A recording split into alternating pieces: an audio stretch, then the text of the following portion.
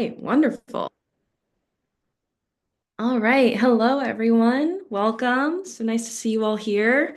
My name is Tess Cruz. I am a grants associate here at RISCA. And today I'm going to be walking us through our Make Art grant and community engaged project grant applications. So again, thank you all for being here. First, we're going to get into some housekeeping. So if you would like them, closed captions are available in this session. You could find it down at the bottom. Um, we ask that everybody stay muted during the application walkthrough up until the questions portion at the end of the session. If you have any other questions, please feel free to drop them in the chat as we're going. My colleague Molly here will be monitoring the chat. And I may be able to answer some questions while we're going. And then also, we are recording this for future reference. So in case you forget anything, you're able to go back and reference this as you are going through your application. All right. So our agenda today is we're going to talk a little bit about RISCA, what we do here. We're going to go through our Make Art grant and community engaged project grants. I'm going to talk about some helpful advice and common mistakes, and then how you can reach out and get help through this process. We know that it can get a little complicated and confusing. We're here to help. And then we're going to walk through the application process, and then we'll have an opportunity for questions at the end. And like I said, feel free to drop any questions that you have along the way in that chat so that you don't forget them or so that we can address them as we go. All right, so a little bit about RISCA. So RISCA is the Rhode Island State Council on the Arts. It is a state agency supported by appropriations from the Rhode Island General Assembly and grants from the National Endowment for the Arts, a federal agency. We provide grants, technical assistance, and staff support to arts organizations and artists, schools, community centers, social service organizations, and local governments to bring the arts into the lives of Rhode Islanders, which we could not do without all of you. So thank you all so very much. All right. So for this funding cycle, the deadline for these applications is April 1st, 2026. And then all of the projects happening during the must happen between July 1st, 2026 and June 30th, 2027. So that's this fiscal year. Um, Notifications will happen tentatively in mid-June, and then final reports for those who are granted awards will be due on July 31st, 2027. Okay, so let's talk a little bit about Make Art Grant. Make Art Grant is a wonderful grant for artists to create projects. Artists can be awarded up to $5,000 to create or continue specific artwork in any art discipline. Projects must have specific goals, so you have to have certain things that you are intending to do during this process. And it is open for individuals and groups of artists alike working outside institutional support and structures. And for this grant, you must be a Rhode Island resident to be eligible. And then for our community engaged project grant, it's same as Make Art Grant. It's for projects. Again, you can receive up to $5,000 for arts and culture projects that directly and actively engage non and new artists. Projects should be interactive and include making or learning about art. So the key difference here for this grant between Make Art Grant is that this grant targets projects that are actively engaging the community, drawing in new artists, non-artists into active engagement with art creation or other art projects. This one is also open to individuals and groups of artists working outside institutional support and structures. And again, you must be a Rhode Island resident. You have to be a Rhode Island resident for any of our grants here at RISCA. All right, some helpful advice.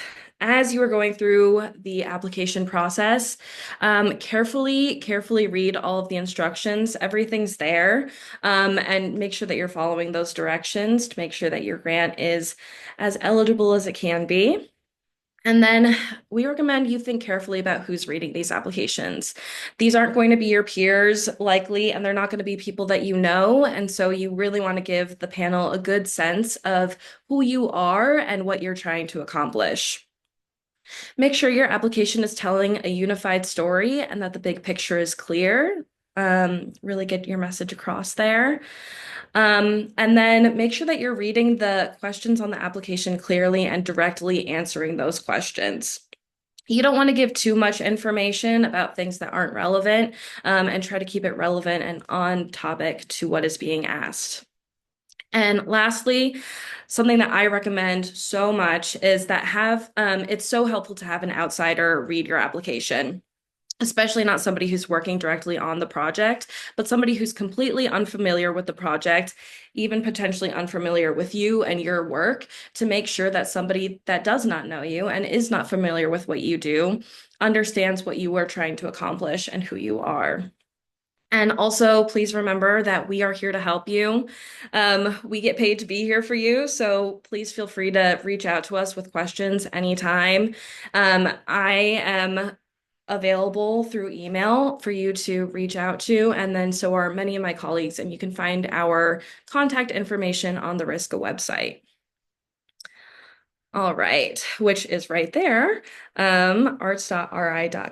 That's our website. We've got lots of helpful information over there, and we're gonna actually pop over there in a second, and I'm gonna walk you through it a little bit. For more help, we also have recordings such as this that you can go over and reference on YouTube. We do application walkthroughs, such as the one you're in right now. We will have some drop-in office hours coming up soon where you can pop in and ask us whatever questions you have as you're going through your application.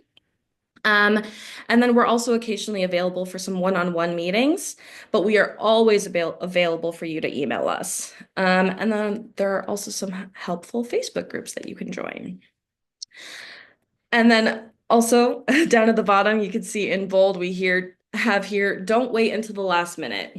Please don't wait until the last minute. There's a lot of information in these applications that you need to get through, and those applications close very promptly at 11:59 p.m. on the 1st of April. So they are not open a second later than that, and we are not able to reopen them for any reason. That's not within our control. So please make sure that you're prompt and that you get those applications in on time, ahead of time. And also a reminder that we're not available for technical support after work hours during the day. During the day, we're happy to help you. But after hours, we are not available for your support. So make sure that you get those in on time and that you get in any of those questions before the applications close. All right.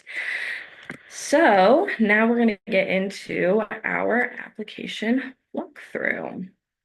So I'm going to pop over to our RISCA website here. All right. So this is the homepage of our website. When you open, this is the first thing you're going to see. What we're going to be doing today is we're going to be navigating over to this grants section, and that's how we're going to access the applications. But before we do that, I'm going to actually show you some really helpful resources that we have here for you. So under that tab, we have applicant resources. There is a big long list of frequently asked questions, things that we know are a little bit tedious and you might struggle with. So please feel free to look here for any information that you might be seeking. A particularly helpful section could be our artist statement section. If you're new to writing an artist statement, unsure what it is, need help in any way, we have a ton of resources right here for you. All right. So now that we've done that, we'll go ahead and we'll get into the actual grants. So today we're focusing on Community Engaged Project Grant and Make Art Grant, two of our individual grants. You can find these under this grants tab right here. And so these are all of our grants that are currently open for application. So if you scroll down a little bit right here, you could see these two grants that we're talking about today. We're going to start here with Make Art Grant. All right, and here you'll see that same overview that I just gave you in our presentation. So again, Make Art Grant is a grant for individual artists or a group of artists to submit applications for um, projects projects that they have going on. You can request up to $5,000 and you must be living in Rhode Island. There's a lot of information here about more details about the grant, discussion of eligibility to make sure that you qualify for this grant, rules, restrictions, accommodation and access, talks about how to apply, how you'll be evaluated, support materials, glossary, etc. All of that's right there for you. Then up here on the right, we've got some helpful links for you. So here, this first one is some guidelines for this grant. Right under there, we have a PDF of the application questions that you're able to download before opening up the application itself, if you'd like to go over that before doing that. Below that, we have the grant evaluation criteria and scoring. And so if you want to know exactly how your application is going to be evaluated, we've got all of that right here for you. This is exactly what the panel will be using to score your application. Below that, we've got our 3 templates that are required for this grant application. As we open up the application and start going through that, I'll show you where those come into play, but these are linked right here as well as in the application itself. And again, these are required templates. Okay, now to actually open up the application and get started, we've got the link right below that, proceed to online application. So that's how we get started. We're going to click on that. You will know that you are in the right place if your page looks like this and that you see right here, it says Welcome for Individuals. We also provide grants for organizations, but you want to make sure that as individual artists, you are in the portal for individuals. They are completely separate portals, and so you're going to want to make sure you're in the right place. Okay, if you have not submitted an application before, you will have to create a new account. It's super easy right here. Today, I will be not signing in as Tess the Riska employee, but we're going to pretend today that I am an artist submitting an application. So we're going to log in. All right, and this is actually not the first page that you will see when you open it up. That's just what I see because I've already started. Okay, this is actually the first page that you will see when you open up that link. So here is all of the applications that are open right now. Again, we're just going to be focusing on Make Art Grant and Community Engaged Project Grant. So starting with Make Art Grant, I'm actually going to go back to the home page and I'm going to click on this application that I have already started.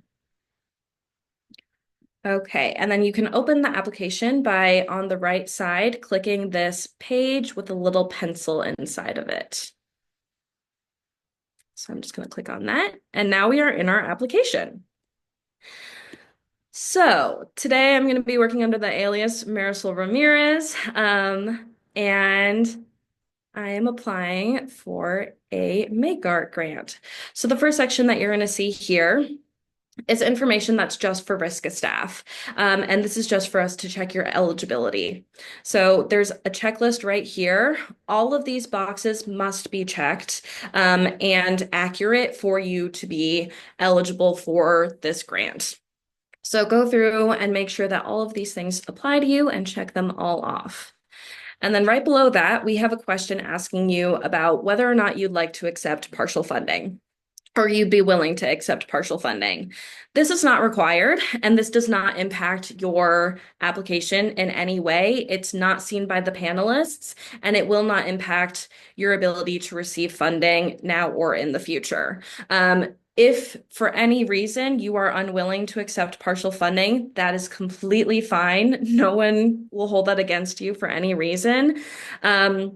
If you are willing to accept partial funding, we promise that the award will not be less than 50% of your request or $1,000, whichever one is higher. So if you're requesting the full 5,000 and we're only giving you partial funding, you will not receive less than $2,500. So you are able to just click yes or no, whichever you prefer.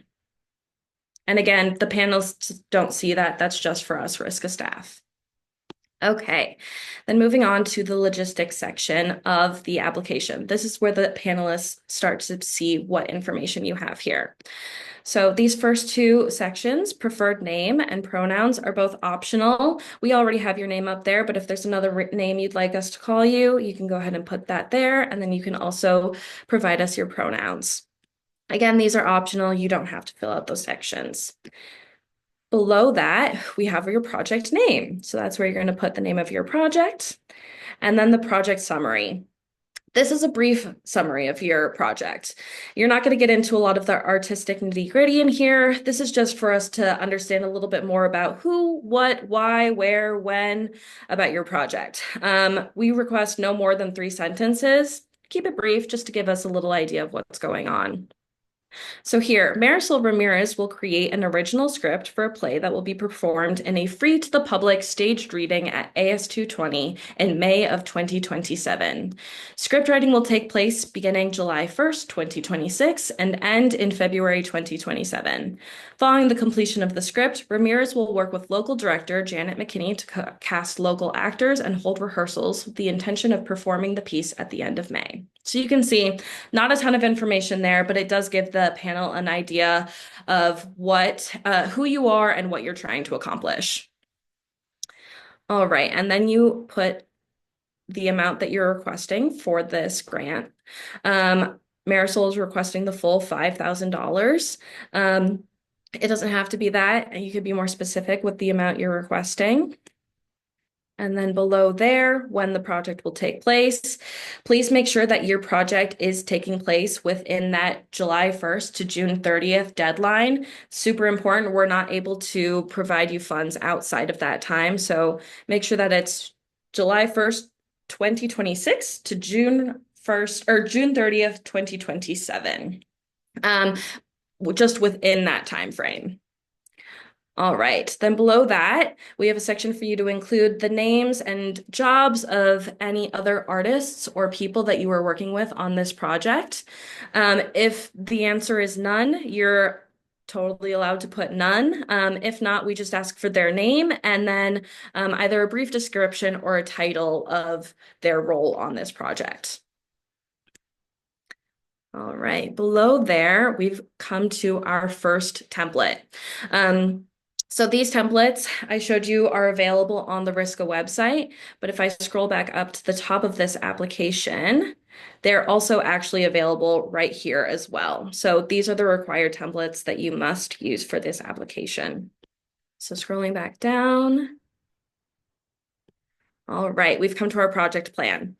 So the project plan is kind of a mix between a timeline, and an outline of what's going on in this project. So I'm going to zoom us in here because I know it shows up super tiny. That zoom button is right up here for you to use. Okay, so here we are. This is Marisol's plan of what she's planning to do during this project. It does not need to be necessarily as detailed as this. So since Marisol is working from beginning to end, writing a script to putting on a performance, there's several elements here that she's going to go through. If you're a visual artist and your project is to create 3 different paintings across 3 different months, it would look a lot more pared down than this. And it might just have a brief, July to October, I plan to create this many paintings working on each painting for this many hours each week, something like that. But here, Marisol has, we've got the 3 different sections for this project plan template. We've got the date, the task, and the description. So, for example, we've got July 2026, Marisol will begin the script writing process. So that's as early as she's able to begin that process, but I did include that Marisol will be developing a script from a concept that she has already outlined. So for this grant, you do not have to be completing a full project during this grant. It's okay if you're working on just a certain phase of the project, and it's okay if work has already begun for that project. Just note that whatever funding you receive has to be used during that time period and cannot be refunding work that's already happened. Then below that, so if you are working on a smaller project, your entire project plan might look more just like this second line that I have here. So July to February, Marisol will write her script with weekly mentor check-ins. Each week, Marisol will meet with mentor Jean Tong to review her process and create weekly writing goals. These meetings will help Marisol stay on track to complete the script by her February deadline. It's nice to include a description of what you're going to be accomplishing during that task. It's an opportunity for you to provide a little bit more information and show the panelists that you're thinking about some more of those details. All right, and then moving on. That's our project plan. Please note that everything that is uploaded requires a PDF. So make sure that when you're uploading these things that you're saving them and uploading them as a PDF. Our system can be finicky, and if it's uploaded in different formats, we're usually not able to open it and view it. And so that means you'll be receiving an email asking for corrections, and it's nice to just save the time and have it uploaded as a PDF from the beginning. All right. Oh, and then for you to view that PDF and make sure that it's uploaded correctly, there's this little eyeball icon. You just click on that, and that's your way to open up that PDF and take a look at and see this is exactly how the panel will see that. And then you're able to tab through those pages here. Okay. Next, we have our metrics for success. So this is how you're going to be measuring your success of this project. We have several different options here.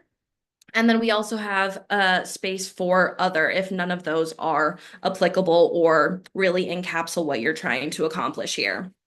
So we have those other options, and then down below, we have space for you to include what those other options might be. Now, while we have all of these options here, you don't necessarily want to be selecting each of those options, even if they're all applicable. Try to stay specific and try to stay focused on what you're trying to accomplish during this project. So for Marisol's project, she's going to be focusing on the completion of a specific piece of art. Like I said before, you don't need to be fully completing a piece during this project, but Marisol will be. And then she's also focusing on measuring her artistic growth and experimentation through this project. All right. And then this next section here, we've got a little checkbox for yes and no. This is for you to understand what risk of funds cannot be used for. So here we've got that risk of funds cannot be used for capital improvement projects like the construction or renovation of buildings or major permanent equipment purchases. You can purchase materials, but you can't be purchasing anything super permanent like a large industrial sized loom or something like that. But the materials and yarn and fibers that you might be using on that loom, totally fine.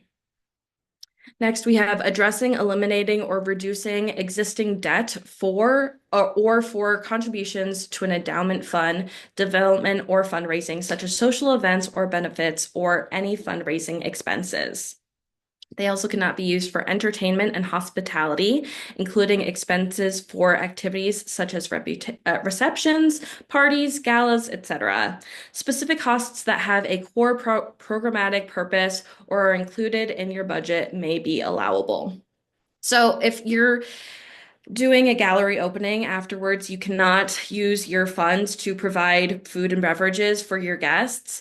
However, If you are holding rehearsals and you need to be able to provide some refreshments after work during your rehearsals for those who are there, you're allowed to do things like that. Um, Risk of funds cannot be used for prizes and awards for an event, person, and or organization. Regranting the funds to other artists or organizations through an application or award process.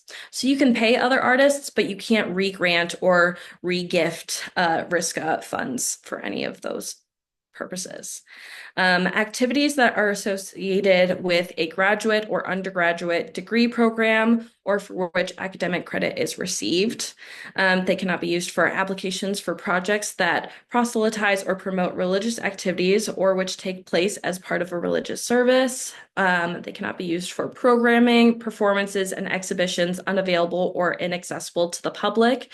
This includes programming that occurs in a space that does not comply with the Americans with Disabilities Act.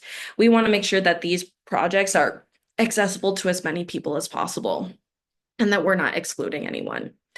And then funds can lastly not be used for expenses incurred or activity happening outside of the award period. So that award period that I've talked about a few times, just really want to make sure that everything is happening within that award period. All right. Next, we have our project budget. This is our second template that we've come across. So again, I'm going to go into that by clicking this little icon right here. And I'll zoom in for you here. All right. Oop. And it seems that I made a little mistake here, and I forgot at this top portion here in red, that's where you would put your name and then your project name. I forgot about that, but make sure that when you're doing this, that you include that, please. All right. So our first section on the budget is income. So we have a section here for the risk of request amount. That's where you put how much you are requesting from this grant. A section for earned revenue. So if you're doing a performance and you're ticketing that performance, which is totally fine and allowed, you would include an estimate of how much you're anticipating on earning through ticket sales right here and other such things. And then contributed revenue from things like grants, donations, sponsorships, anything like that. So Marisol on her project is just putting the risk or request amount, which is totally fine. You don't have to have any other income listed here. Then we have the expenses for this project. So this is where we're talking about how you're actually going to be using those funds that you're requesting from RISCA. So first section here is payment to the applicant. We highly encourage applicants to pay themselves. You're artists that work hard and deserve to be paid for your time and your hard work. So if you have the flexibility within your budget to pay yourself, we highly recommend that. So her first expense here is her stipend for her writing time. Next, we have outside administrative fees. If you're paying anyone else to do administrative work for you, that's where you would include that. And then outside artistic fees. So Marisol is working with a couple different artists. She's going to be working with the director, Janet McKinney, and so she's included a stipend there for Janet, and then a stipend for the two actors that she anticipates on working with during this project, each receiving $750. And then lastly, she included her mentorship from Jean Tong, who is another artist that she'll be working with during this project. But Jean Tong is kind enough that he's offering his services in kind. So that's a donation that she does not have to include under her expenses. Below that, we've got outside technical and production fees. Um, and then we have advertising, PR, and marketing. So included here, there's funds being allocated for poster printing to promote the performance of Marisol's script. And then in-state travel, transportation, food, and beverages. So like I was discussing earlier, you're allowed to include some expenses for refreshments that are necessary during certain elements of this project. So because Marisol's going to be asking people to work with her after work when they might be tired and hungry, she's going to include some rehearsal refreshment money. Below there, we've got a space for space rental and utilities. Marisol is lucky enough that she is working with places that are providing her with space for free. So she'll be working with the Warwick Public Library and renting out some of their rooms for rehearsals. And then AS220 is kindly providing their space in kind. And then below there, we've got materials and supplies and equipment rental. And then again, Marisol just noted that while they will be using some of those things for this project, again, they don't plan on spending any actual money on those elements. But it's nice to include some of these things just to show the panel that you are thinking about those things and that those are being taken into consideration. All right, and then on this, we will tab over to that next page because it carries over. So here at the bottom of the budget, you want to make sure that this highlighted yellow project is in balance shows up. If your project budget is not in balance, you'll be receiving an email from us letting you know that we cannot mark your application complete until that balance is in, or until that budget is in balance. So make sure that you've got all the math done and that your budget balances. All right, so we're going to move on to the next section here. Okay, so now we're going to move on to artistic vibrancy and impact. So this is where we're going to talk more about the artistry of this project, talk a little bit more about yourself, who you are, and what this project means to you. So this first question, describe how this project builds on or expands your existing art practice. We like to make sure that our projects are benefiting the artists, and it's nice for the panelists to see exactly how that's being done. So for this project, Marisol wrote, "This project will be my first full-length script since graduating. Without the support of an educational institution or the pressure of writing to complete an assignment, I am eager to see how my writing differs. This project is an opportunity for me to experiment with my voice as a writer, receive feedback from a mentor, and gain experience in the professional world. While this project will challenge me, it will do so in a way that I still feel supported. I look forward to engaging with the local theater arts community, strengthening my connections and reputation, and furthering my ability to continue working as an artist. I hope that people feel excited and curious about the work that gets created during this project, and I hope to connect with others that are drawn to similar stories."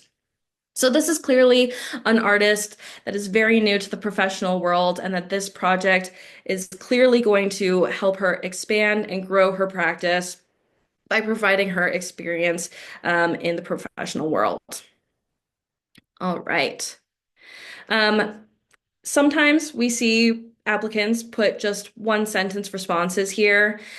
You really don't want to do that. It just it doesn't provide the panel with very much information about what you're trying to do or how this project is going to benefit you.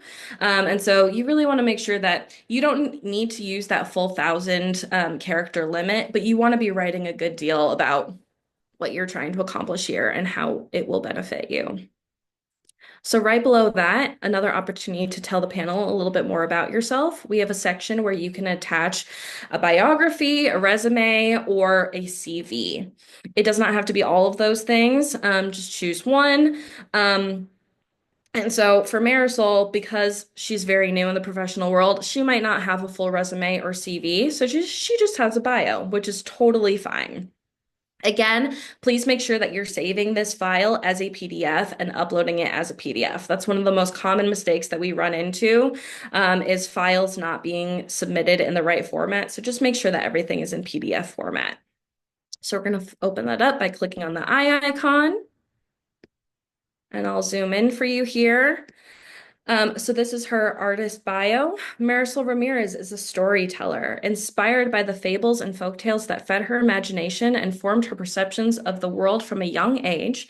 Marisol has a passion for creating magical stories with hard-learned lessons. Her characters often resemble familiar faces from her life, confronting challenges not unlike the challenges she experienced in youth. Her stories are cautionary yet whimsical, and with a goal of inspiring hope and curiosity. Marisol Ramirez is a recent graduate from the University of Rhode Island, where she earned 2 degrees, a BFA in theater with a concentration in acting, and a BFA in creative writing. Ramirez hopes to use the 2 degrees to pursue her dreams of playwriting.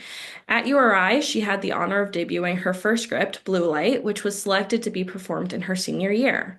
While in school, Ramirez used her summer breaks to immerse herself in her creative fields by working with the Providence Fringe Festival and attending writing workshops at her local library. Marisol Ramirez is eager to dive into her next project and further her connections with the Rhode Island theater communities. So here we get a great little explanation of what inspires Marisol, the kind of art that she's trying to create, while also discussing a little bit about what experience she has with this art form. All right. And moving on, we've got our artist statement. This is just another opportunity for you to talk a little bit more about who you are, what your art is, and what it means to you. And then also write a little bit more specifically about this project and the artistry behind this project and what it means to you. Again, we've got those resources on the RISCA website for writing artist statements if this is a new concept for you, and you need a little support there. So moving on, below that, we've got a few opportunities for you to provide us with some links. These are not required, these links, but if you have them and they're applicable, can be very helpful for the panel to get a better sense of who you are as an artist. So first, if you have an artist website, you're welcome to the link that here. Below that, we've got space for your artistic social media. Again, we highlight artistic social media and not your personal social media. As much as we might love to see pictures of your cat, it's probably not applicable for this exact situation. So if you have an artistic social media that highlights your work, highlights things that you're doing, please feel free to provide that. Another issue that we run into pretty often is that somebody might provide their social media link here and then not realize that their social media is private, and then we're not actually able to open up and see what work is there. So please make sure that if you're providing that social media link, that it is available for the public to view. And then lastly, below that, we've got a space for you to link your Creative Ground profile if you have one. If you're unfamiliar, Creative Ground is a wonderful directory for artists in the New England area, and a great way for you to connect with other artists, showcase your work as an artist, and again, provide the panel with a little bit more information about who you are. Again, none of these are necessary, but if you have them, can be very helpful. Okay. Below that, we've come to our last of those required templates. So this is our work sample list. The work sample list is going to work directly in conjunction with the section right below that for the Google Drive link. So this is for you to provide samples of your work for the panelists to look through and, have a better sense of what your art actually looks like. So right here, I'm going to click on this work sample list icon. I'll zoom in for you all here. All right. So there's a few different sections here. A section for you to put the title of the artwork, the file name. The file name is the name that shows up within that Google Drive folder, so the artists know, or the panelists know what they're going to click on and what that will correlate with. Then we have the year that it was created, the medium that it was created in, a space for description or technical details, and then some context. So, for example, this first line here, Marisol is attaching a section of her script, Blue Light, titled bluelight.pdf, created in 2023. The medium is writing. And then she said here under description and technical details that this is only a 20-page selection from a full-length script performed at URI Theater in 2024. So it's important to include this 20-page selection piece. So on this grant application, you're only allowed to submit up to 30 pages of writing, and you're able to supply a little bit more, and we'll talk about that more in a second. But if you have a full length 80-page script. Unfortunately, you cannot include that entire 80 pages. It's just too much for our panelists to read through. And often that much writing can be to your detriment too, because the panelists are going through typically 20 to 25 different applications, and to read that much on one application can be really difficult for them. So then next for context, this isn't necessarily required, but super duper helpful, and a way for you to provide a little bit more information about what this piece of artwork means to you, maybe some inspiration behind it, and why you think it might be helpful for the panelists to look at this artwork. So Marisol wrote here that this is the second full-length script that she wrote in college, and that this writing experience taught her about the importance of feedback, compromise, and revision. And then she has a few other pieces linked here. She's got a video from that performance of that script. This is just a 10-minute section of that because there are limitations on video, audio, and then number of images as well. So then below that, she's got some PDFs of some of her marketing materials that she'll be using. She did include that she will be creating her own marketing materials. So if that's the case for you, it could be helpful for you to show the panel that you have experience with that and that you're able to do that effectively. And then lastly, she's got a short story that again fits within that 30-page limit of writing, that she created during one of those writing workshops that she attended that she referenced earlier in the application. All right, and there's space for you to put more here, and you could scroll on to the next page if you have work that extends to the next page. All right. And moving on, we'll go to the actual Google Drive link that's containing all of those work samples.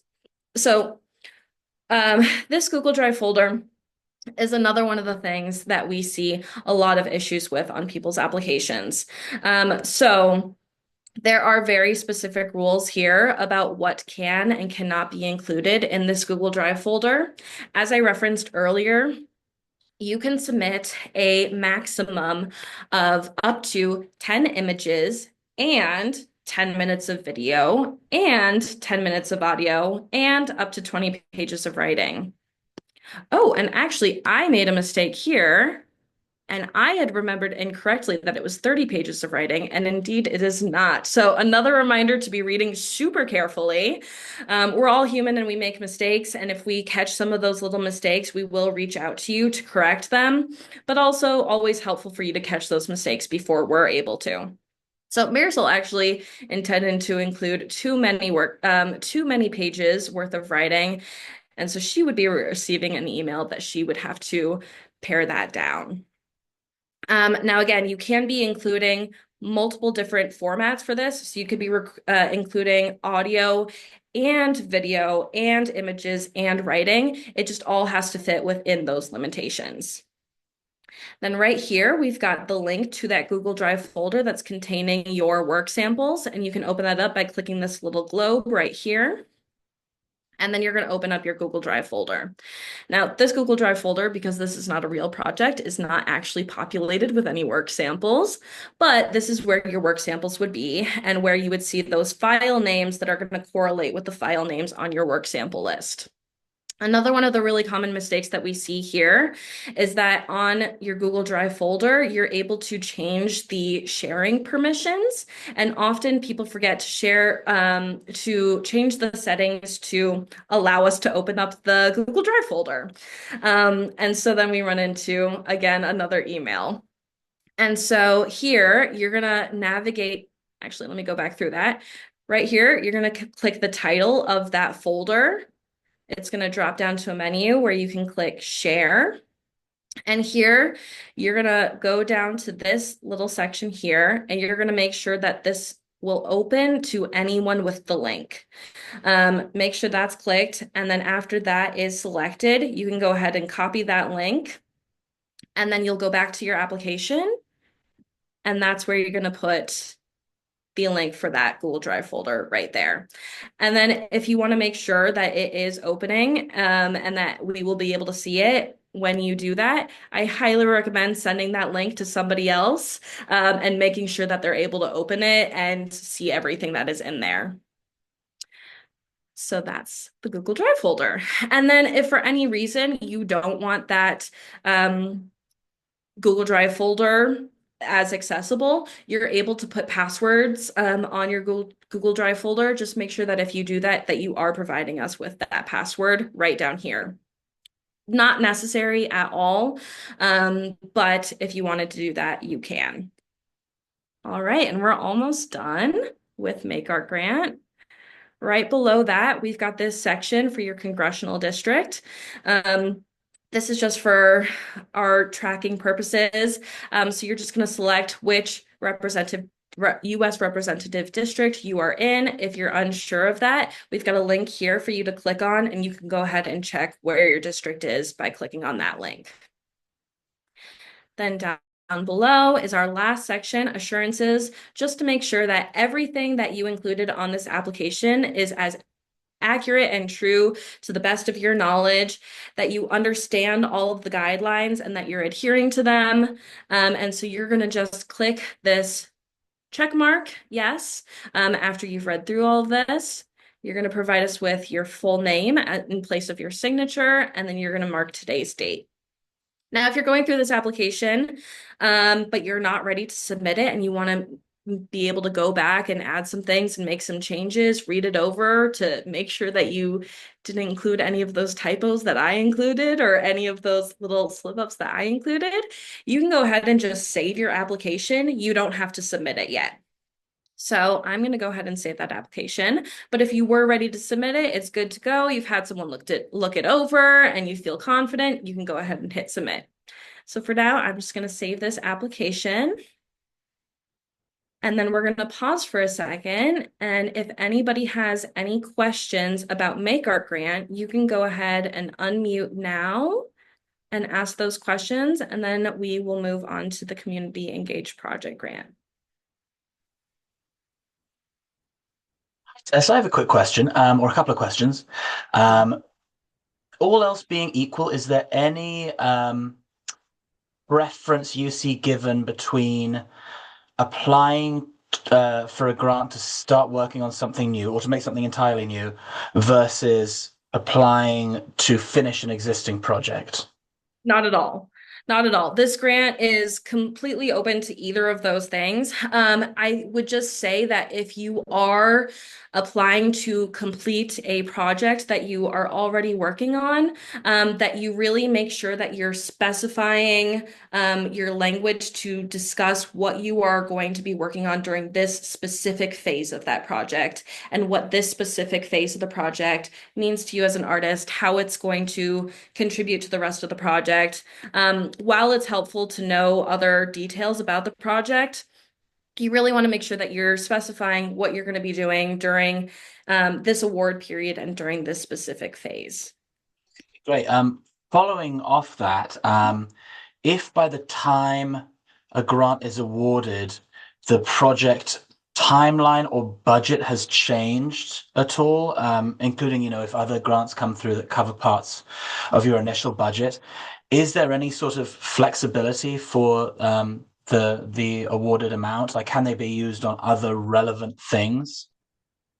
There is some flexibility here. If that was the case for you, I would just highly recommend that you reach out to RISCA staff if you are being awarded, and we'll work with you on that to help you understand what you can and cannot do within that flexibility.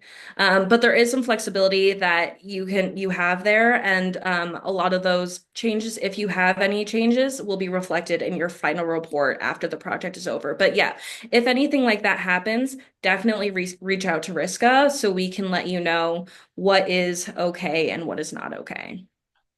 Thank you. Thank you, Harry. Hi, Susan. Hi, I think you only allow in-state travel, is that correct? That's correct.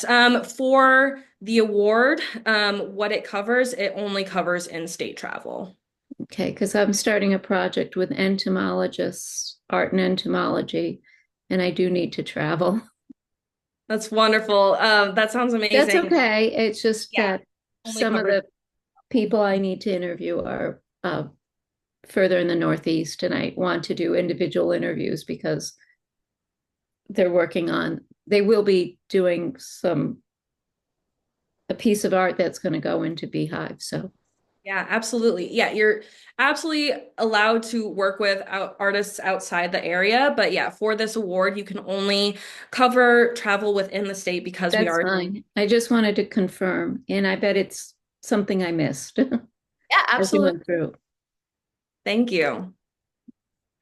All right. Any other quick questions before we move on to community engaged project grant? I have a question. If I know the travel, it's only for in-state. Does the grant also cover accommodations? Say if I needed to go to like Block Island to do a site-specific work. Oh, that is a great question. Molly, do you have an answer for that question? Yes. And the answer is probably yes. I think it depends on what the accommodation are, right? You know, we're not going to want to pay, well, the grant isn't enough to pay you to stay in someplace very fancy. But yes, if you need to go to Block Island and stay because it's a trek, yeah, it would pay for that for you. Okay, thank you. Thank you. It probably wouldn't pay for an out-of-state collaborator's accommodations on Block Island, but it would apply for you. Okay, that's good to know. Thank you. All right, thank you all. We're going to go ahead and we're going to move on to community engaged project grant. So I ask if you unmuted yourself that you go ahead and remute yourself. And then we'll have another opportunity for questions at the end. And again, you're always able to reach out to Riska staff with any questions that you might have. All right, how are we doing on time? 154. All right. Community engaged project grant is going to go a little bit quicker for sure. So a lot of it is the same. So we're going to go back over to our Riska website, go to grants, our grants, and then we'll scroll down to community engaged project grant. And again, this is going to look pretty similar to Make Art grant. We've got another overview of what community engaged project grant is. And again, the big difference here is that this is a project grant, but it is specifically for projects that are targeting community engagement and specifically engaging new and non-artists. Now, I like this part here that says a project that has meaningful and robust engagement with a small group of people is equally as valuable as a one-time event many people might attend. So we don't discriminate against the size of your project. If you're hosting a 3 week series teaching people how to work with printing materials, that could be with a small group of, maybe 10 people, that is equally as important and valuable as a large festival that might include hundreds of people and many, many different artists. The key element here is just the engagement and that active engagement with non and new artists. This one is also another one where you can request up to $5,000 and you must be a Rhode Island resident and then has those same time constraints here for the project. And again, down below here, we have a lot of that helpful information to let you know a little bit more about the grant rules, restrictions, eligibility, all of those fun things. And then on the right-hand side, similarly to Make Art Grant, we've got the guidelines for this grant. We've got a PDF of the application questions that you can download before actually going into the application. We've got your scoring sheet here. So again, how the panel will be looking at your application and what they are scoring for. And then again, those 3 required templates. They're exactly the same as on Make Art Grant. And so you could pull them from here if you needed to. But yes, those are the required templates. And then to navigate to the application, we're going to click this link here. It's the same portal as the Make Art grant. And so again, you're just going to want to make sure that you look and see that it says individuals. And then you can go ahead and log on. And then again, if this is your first time ever logging on, this is the page that you would be opening it up to, and you'll find Community Engaged Project Grant right here. You can go ahead and click Apply. I'm going to click on this since I already have an application started. And then we're in our application. So scrolling down, again, we've got those templates, those required templates listed for you here to download. And then below that, we have the same eligibility checklist. Again, you just want to make sure that all of these are checked for you to be eligible for this grant. And then again, the area for you to indicate whether or not you're willing to receive partial funding. Again, if you're not willing to receive partial funding, that is completely fine. We will not hold it against you anyway. It will not impact your ability to receive funding now or in the future.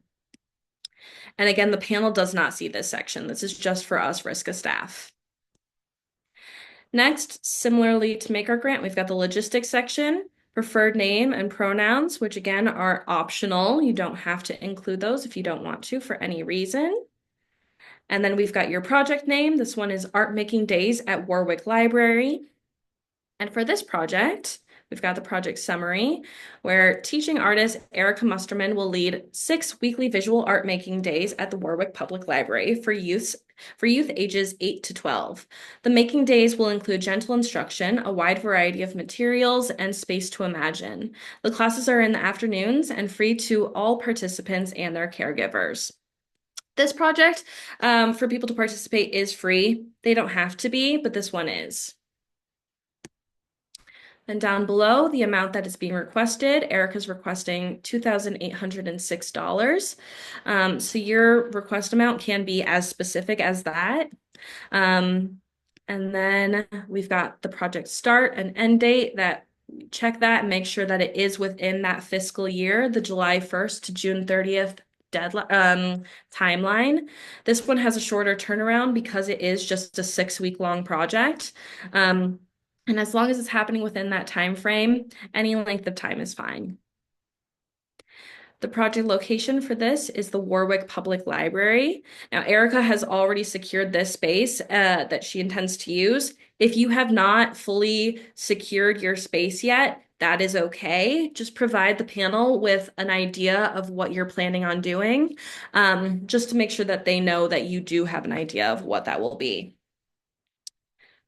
And then other artists and people involved. Erica's not going to be working with any other artists, but if you were, similarly as on Make Art Grant, you would just list the names of those artists and what their role would be on this project. Then down below, so because this is an engagement grant, we want to know a little bit about your audience and who you're planning on engaging through this project. So again, we've got a big long list of for you here, and then another option for other, if none of these things apply or accurately summarize who you're planning on engaging with. And again, while there's a big long list here, and while you might be hoping to engage with people in all of these different communities, you don't want to check all of these boxes. Remember to try to stay focused on this specific project and exactly the audience that you're trying to engage with on this specific project. So because Erica is going to be working and teaching classes with youth age 5 to 18, she will be just checking that box right here. And then she did go ahead and check the other box because the other specific group of people that she's working with are Warwick residents. Because this project is taking place in Warwick, she included that Warwick residents are part of her target audience. All right, and then down below, you'll see something that looks familiar, which is our project plan. Again, it's the same template as before, and we're going to open it using this icon here. I'll go ahead and zoom in for you. Now, Erica listed her name and the title of her project, and then she has a short, just project plan template, little timeline for her project right here. July 1st to 18th, she plans to create her lesson plans, gather supplies, and promote/market her lessons. And then she has a brief description of the activities that she plans on doing during each of those lessons down below. Their title, and then a brief description of what she'll be doing in each of those sessions. And then down here, Erica listed that for her project closeout, she'll be making notes on what went well, updating her lesson plans after that review, reviewing participant surveys, and then submitting her grant final report. All right. And then we've got those same metrics for success right here. Again, while all of these things might be happening during your project, remember to select only the ones that are most applicable and that are most important for you during this process. So Erica's metrics for success are the number of participants. She's hoping to engage many people, the specific learning goals for the participants, and then the satisfaction of participants. You could see on the project plan that Erica included reviewing participation or participant evaluation. And so that's one of those things that she's going to use to measure that metric of success. Then down below, we also have those other options if you're planning on using other things to measure your success. All right. And then we have some of those same rules about what risk of funds can and cannot be used for. Just please make sure you're reading through those and that you understand them. If you have any questions on any of those or you need clarification for anything, please feel free to reach out to us, shoot somebody an email, and we'd be happy to help you figure out whether something is an eligible fund or not. And then here we've got that same project budget. We'll open that up. So Erica is requesting $2,806 from Riska, and she isn't including any other revenue, which is okay. And then down below, here is how she's planning on using that money. So for payment to the applicant, she went into pretty nice detail about how that money is going to be used to pay herself.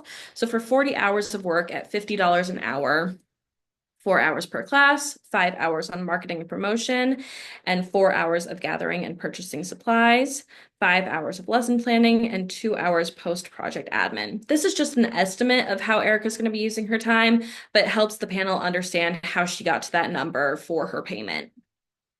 For outside administrative fees, she'll be paying somebody else to design her flyers and postcards for her marketing. And then for marketing, she'll be using $100 to print off those flyers and postcards, and then also paying for sponsored posts in local mom blogs to help further promote her project. Then down below, she's going to be using $350 of that budget to use $50 per class for materials. And then she also included that she'll be gathering a lot of materials from things that she already has, things that she finds, or by using recycled materials.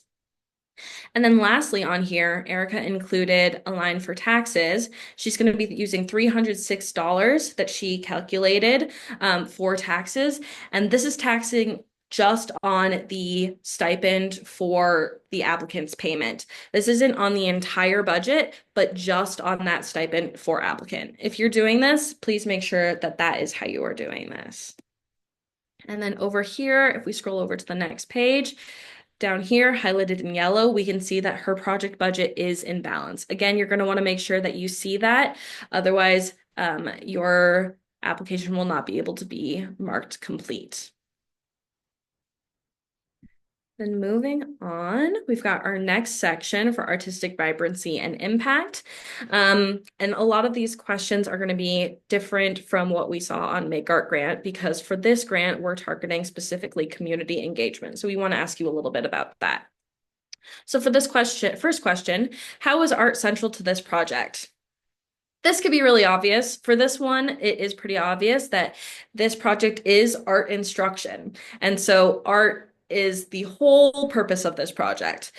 We get a shocking amount of people applying for these grants that are not working on arts projects. So this is just kind of our way of making sure that what you're doing is actually an arts project. So Erica wrote here, this project is art instruction and students will be engaging in art creation and sharing. Students will be learning about several different art forms and creating their own work. And then down below, how will the artists provide a positive and purposeful experience for the participants?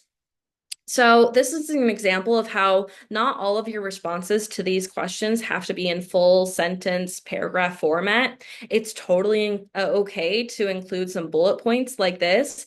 It can often be easier for the panelists to digest that way anyways. So feel free to do that if that's what works best for you. So Erica included that she will be using smaller class sizes that will allow for more one-on-one instruction during the art making process, that the projects allow for individuality and diversity of final product. Students can feel free to make their art look the way that they want. That students will leave with new information and their own artwork that they can take home and be proud of, and that students will be able to interact and learn from each other. So these are the specific things that Erica is using to make sure that this process or this experience is positive and purposeful for both herself and the participants. Don't forget yourself. It's important that it's purposeful and positive for yourself as well. And then next question, how does this project provide access to or engage underserved communities as identified by the NEA? Again, it's really important that we are creating inclusive projects. And so for this one, Erica included that Warwick has a 9.7% poverty rate and is home to many lower income families. Most of this project's arts instruction will utilize simple materials that can be found at home, borrowed, created, or purchased for very little money. I hope to show students and parents that you do not need a large budget to create art. Additionally, the location has also been chosen to intentionally provide access or accessible opportunities to art education outside of Providence. I know it can be a barrier for some people that a lot of these opportunities are in Providence. So if your project is not being conducted in Providence, we are actively trying to make sure that our projects are being granted across the entire state of Rhode Island because we do fund and support the entire state of Rhode Island. So if that is an important part of your project, it's nice to note that here. Then next we have that space for a biography, resume, or CV. Again, just choose one of those things to include. Here, Erica chose to include a bio. You can see here. Looks similarly to Marisol's and goes just a little bit into Erica's experience as an artist, who she is, what's important to her, and what she has done as an artist. Then down below, we have those same spaces where you can include a link for your artist website, a link for your artist social media, and a link for your Creative Ground profile. Again, these are not required, but if you have them, they can be incredibly helpful. And then again, we please ask that if you're including social media, that it be specifically your artistic social media and not your personal social media, and that you make sure that those sharing settings are public and that we're able to actually open your profile page if you link it there. Next, we have that last required template here. Again, please make sure that you're submitting all of those files as PDFs so that we are able to open and view those. So we'll open that here. All right, and then you can see on Erica's work sample list, hers is a little bit more simple than on the Make Art Grant one because she's not including as much, which is totally fine. You do not have to use the full spectrum of what you're able to include here. So for this project, she's including just things that are really specifically helpful for panelists to see for this project. So she's got a link, or she's got a PDF here of student art from a workshop that she did at an art day at Greenwood Elementary. And then here she wants the panel to make sure that they read this and see why this is important to her. So these images show the finished products of my first art workshop. Shows that she has some experience doing similar things and that she's been successful. The workshop was with students of similar age range of this project's target audience. While this project was successful, it was also an important learning opportunity. I will use this experience to inform edits that I will make in my future projects. And then down below that, she also includes that lesson plan that she used during that art workshop on that day to show the panelists that she is familiar with making lesson plans and that that will help provide her some success in this project. And moving on, we've got that link to the Google Drive folder. Again, please just make sure that you are reading all of these rules really carefully. This is where we run into some of our most frequent mistakes on applications. So make sure that your sharing settings are available to anyone with the link, or that if your Google Drive folder is password protected, that you are providing us with that password. And then again, you are able to submit a maximum of up to 10 images and 10 minutes of video and 10 minutes of audio and up to 20 pages of writing. So again, you're able to include multiple different things. Just make sure that it fits within those constraints. And then we're on to the section for community engagement. So we want to know, how does this project incorporate active two-way and meaningful engagement with the participants? So Erica wrote that each lesson will begin with group instruction, followed by the art making period when students will have the opportunity to ask questions, brainstorm with myself and peers, and share their artwork. Lessons will be interactive and students will be encouraged to use their imagination. This project encourages children to experiment, make a little mess, and play in a safe environment. While the students benefit from learning new skills and having tangible art that they can keep, I will learn from their challenges and be inspired by their creativity. Just a reminder that this is for active two-way engagement. So we want to make sure that you and the participants are actively engaged in the project. And then down below, lastly, we've got this section for you to upload a testimonial. Now, this is required. So a testimonial can be anything from, Erica reaching out to one of the teachers that was at one of those art making days and asking for her to provide a testimonial about how that experience went. Or it can be a professional artist that you have worked with in the past. It could be a mentor talking about your experience. There's a lot of wiggle room there, but this testimonial space is a required space. And then again, make sure that's in PDF format. And then these are the same as on the Make Art grant. Just select what your representative district is. You can find that by using this link right here if you're not sure. And then our assurances section, just making sure that everything in this application is accurate to the best of your knowledge, that you understand all of the eligibility rules and guidelines, and that you agree to all of the conditions above. So just give this a little overview, give it a read over, and then select that yes button, put your signature and today's date. And then again, if you're not ready to submit your application, you can go ahead and save it. Or if you're ready, go ahead and submit that application, and then a RISCA staff member will review it for eligibility before sending it off to panel. All right, and then I am going to stop sharing my screen. Oop, if I could figure out how to do that.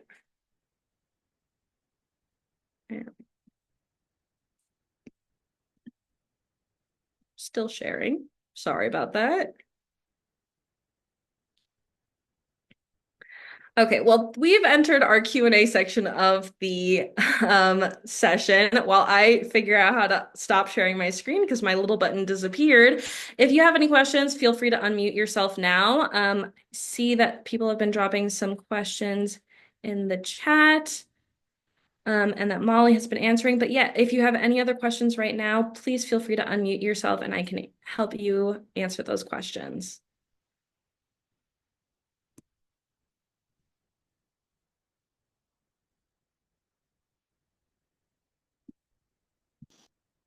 Hi, Jessica.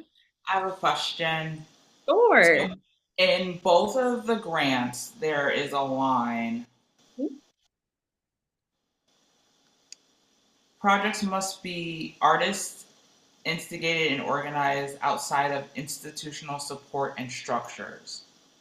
Correct. What does that exactly mean? And then what is an example of a project not fitting into that? Yeah, so all of these are led by individual artists. So you cannot be reaching out on behalf of an institution for these projects. So say you are a professor at URI and URI wants to put on a specific project. You cannot reach out on behalf of URI to do that project. Now, if you're a faculty member at URI and you want to be doing your own project, that's totally fine.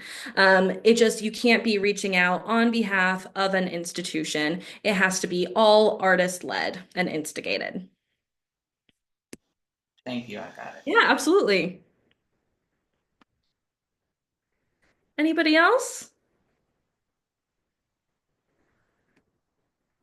All right. Well, thank you all for being here today. Really appreciate that. And again, if you have any questions as you begin your application process, we are so happy to answer those and help you out. Just reach out to us on through email. You can reach out to me directly. You can reach out to Molly directly. She may answer it or she may send it over to me. And then if you can't figure that out, that's totally fine. Reach out to any Riska staff member. We're all able to find each other and send you in the right direction. Wish you the best of luck as you begin this process. And yeah, all right. Can't wait to see what you're all doing. Thank you.